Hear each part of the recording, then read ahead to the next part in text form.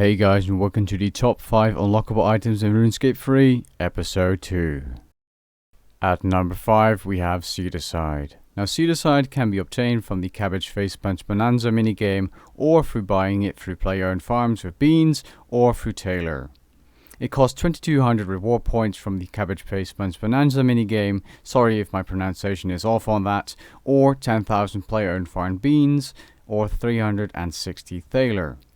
Now if you have 500 Slayer points, you can add this item to your tool belt to save an inventory or pocket slot item slot. Now the reason this item is so useful is because it destroys seeds on drop, meaning you get farming experience, unless you do not have the required level to plant the seeds you are crushing. You can still crush the seeds and clean up the drops on the floor, but if you do not have the required farming level, you won't get any experience. Now this item can get you upwards of 250k farming experience per hour at 2 Rofs. Now if you're interested in getting around 200k plus farming experience per hour with your magic setup at 2 Rofs, please check out my guide in the description down below. And you can also do Aquanites, I believe, for farming experience, but they are less experience per hour than the 2 Rofs, so I highly suggest camping 2 Rofs instead of Aquanites, as they are just better farming experience per hour and easier to AFK. Now in my last top 5 unlockable items I mentioned the 6-edged circuit, but this ring, the Asylum Surgeon's ring, is easier to obtain and pretty much better. Now this ring is obtained from completing the Broken Home quest in under 37 minutes, which can be quite of a challenge, but if you completed it before and you're using a guide, it should be easily doable. Now, it requires all 3 challenges to be complete, and you have to do this quest at least one more time after completing it to do all 3. Now the 3 challenges are completing the quest without dying, completing the quest without dying and using just 1 healing item, and completing the quest in under 37 minutes, which is the 3rd challenge. Now the ring does require 85 defense to wear, but once you can wear it, you get a plus 21 style bonus in both magic, ranged and melee. Now this ring has 2 passives, which sets it apart from a few other rings, the first of which gives you 10% chance to prevent adrenaline loss when using threshold abilities, and this has a 30-second cooldown, and the second has a 40% chance of saving 25% of your adrenaline when using a special attack, which is kind of nice, I guess. At number 3 we have the Combined Catalyst Fragment. Now this item is obtained from the Sliske's endgame quest as a reward. Well actually, you get 3 items you need to combine as a reward, being the Hunters, Runecrafters and Farming Catalyst Fragments. Once you combine these, you get the combined version. Now, it has 3 different abilities as it's from 3 different skills. The Hunter part of a trap resets a trap only if a creature sets it off and isn't caught. The Runecrafter part reduces the degrade rate of runecrafting pouches by 50%.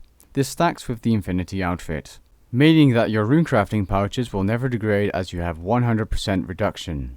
And the Farmer's part of the Combined Catalyst Fragment lets you clean dead herbs for experience, then you receive Shadow Infused herbs, which you can then clean, then they will leave your inventory and you get a lot of herblore experience. At number 2 we have one of the most useful PvM items in the game, being the Enhanced Excalibur. To obtain the normal version of the Excalibur, you have to complete Merlin's Crystal, which is a quest. To get the enhanced version, which is very good, you have to complete the Seer's Village hard tasks. For the elite version, you have to complete the elite tasks. Now this is a tier 70 weapon, and it has tier 72 damage and tier 70 accuracy. It's a pretty good weapon, I guess, for Iron Man. And it doesn't degrade. Now the Enhanced Excalibur has a special healing ability which makes it very good. It heals you 4% of your max life points 5 times over a period of 20 seconds, or 10 times over a period of 40 seconds if you have the elite version. While this is happening, your defense is also boosted by 15%, which is pretty nice. Now the great thing about the item is that you can actually right click use it from your inventory, and you don't even have to equip it if you're a higher level main account, or you just have better weapons to use anyway. So yeah, all in all, great PvM item and definitely a go-to if you're doing Slayer or bossing. At number 1 we have the Spear Reforged. Now this item requires the River of Blood quest complete. Now this item is your go-to item for killing virus and camping them for amazing experience, which is one of the best combat training methods in the game.